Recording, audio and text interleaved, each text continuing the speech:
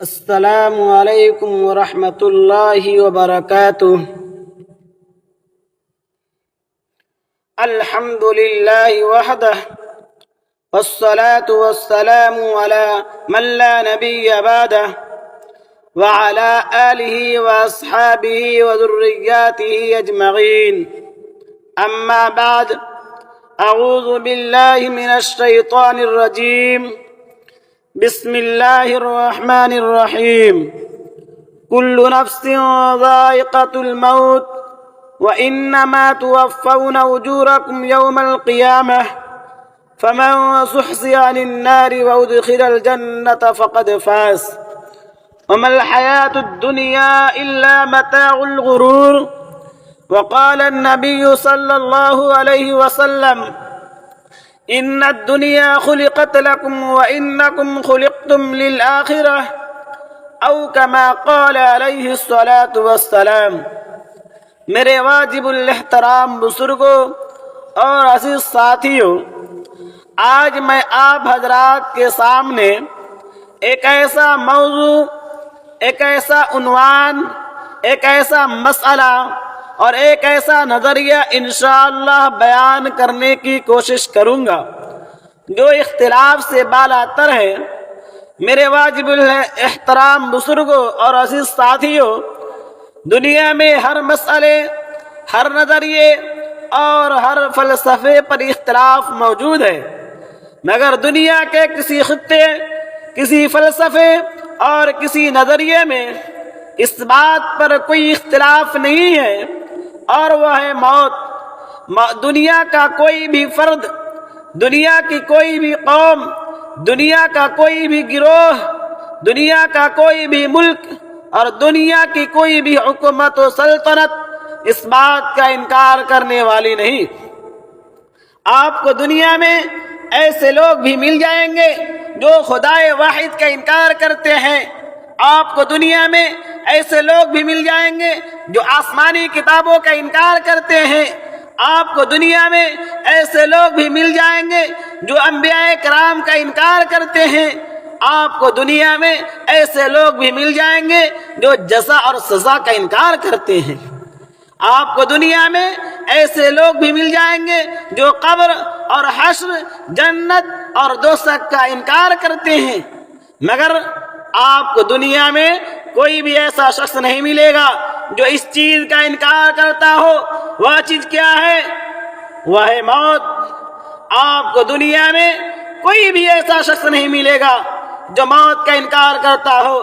موت کا کوئی شخص انکار کر ہی نہیں سکتا، کیونکہ یہ ایک بدیہی حقیقت ہے، موت ایک اٹل حقیقت ہے، بلکہ ایک ناقابل تردید حقیقت ہے۔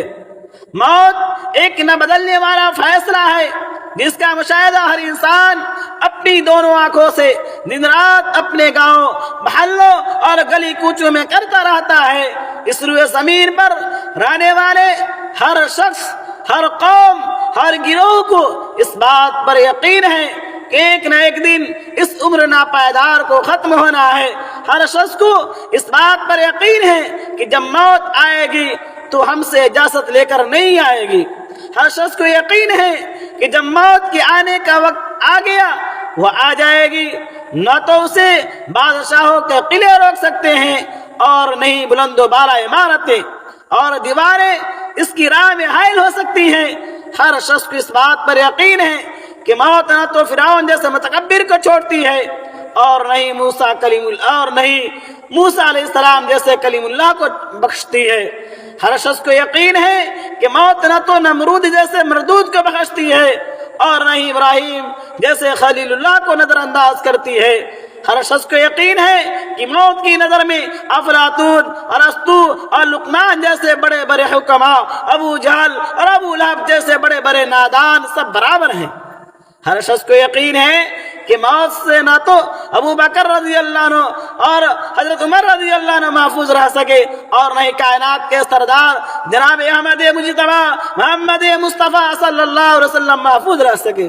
ہر شخص کو یقین ہے کہ نبی ہے تو موت آئے گی، ولی ہے تو موت آئے گی، قطب ابدال ہے تو موت آئے گی، عالم ہے تو موت آئے گی، جاہل ہے تو موت آئے گی، بادشاہ ہے تو موت آئے گی، فقیر ہے تو موت آئے گی، امیر ہے تو موت آئے گی، غریب ہے تو موت آئے گی، عاقل ہے تو موت آئے گی، پاگل ہے تو موت آئے گی، قوی اور طاقتور ہے تو موت آئے گی، ضعیف و ناتوا ہے تو موت آئے گی، مرد ہے تو موت آئے گی، عورت ہے تو موت آئے گی، بچہ ہے تو موت آئے گی، بڈھا ہے تو موت آئے گی۔ میرے محترم، ہر شخص کو اس بات پر یقین ہے کہ زندگی گزارنے والا ہے تو موت آئے گی۔ گھاس پھوس کی جھوپڑی میں رہنے والا ہے اس کو بھی موت آئے گی۔ دنیا کا کوئی بھی شخص اور دنیا کا کوئی بھی جاندار موت سے بچنے والا نہیں ہے۔ مسند ابو یعلا کے حدیث میں آتا ہے کہ جب سب لوگ مر جائیں گے تو ملک الموت اللہ تبارک و تعالیٰ کی بارگاہ میں حاضر ہو کر عرض کرے گا، پروردگار، زمین و آسمان کے تمام لوگ مر گئے سوائے ان لوگوں کے جن کو آپ نے نہیں چاہا۔ تو اللہ رب العزت جاننے کے باوجود پوچھے گا کہ بتاؤ اب کون باقی رہ گیا ہے؟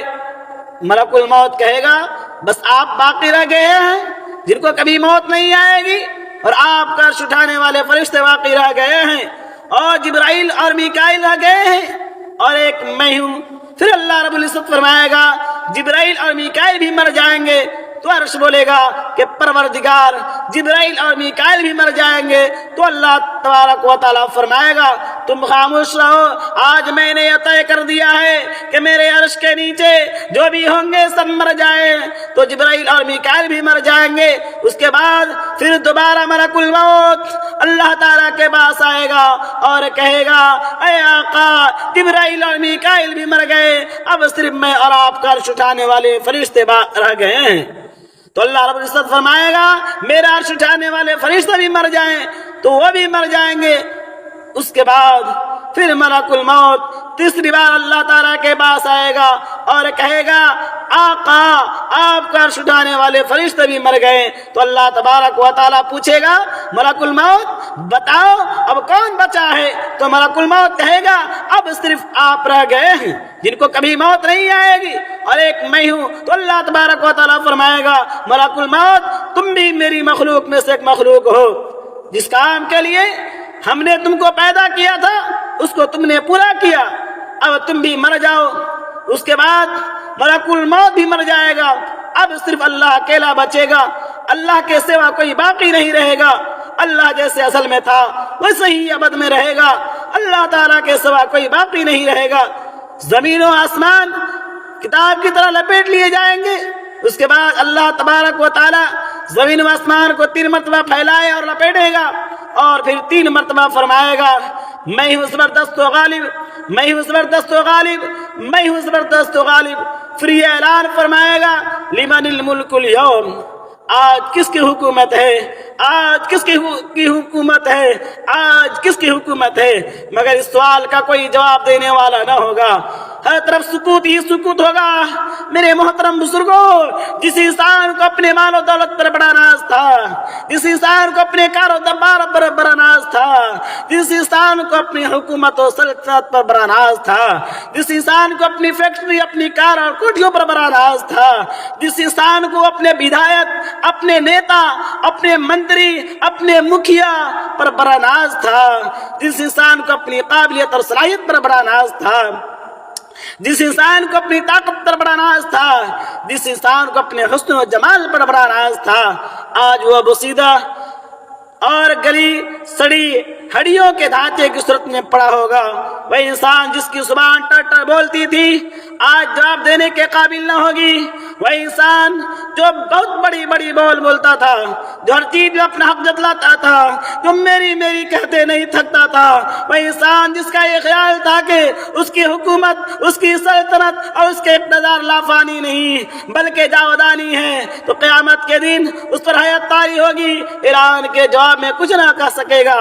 فضائے عالم میں یہ اعلان بار بار گونجے گا، اور زمین پر خدا بن کر بیٹھنے والوں، اور فرعون اور نمرود کے نقش قدم پر چلنے والوں، اور کمزوروں پر مشق ستم ڈھانے والوں، وہ یتیموں، مسکینوں اور بیواؤں کا مال ہڑپ کرنے والوں، او خدا کی زمین خدا کے بندوں پر تنگ کرنے والوں، اور رب السماوات والارض سے بغاوت کرنے والوں، آج بولتے کیوں نہیں؟ خاموش کیوں ہو؟ جواب کیوں نہیں دیتے؟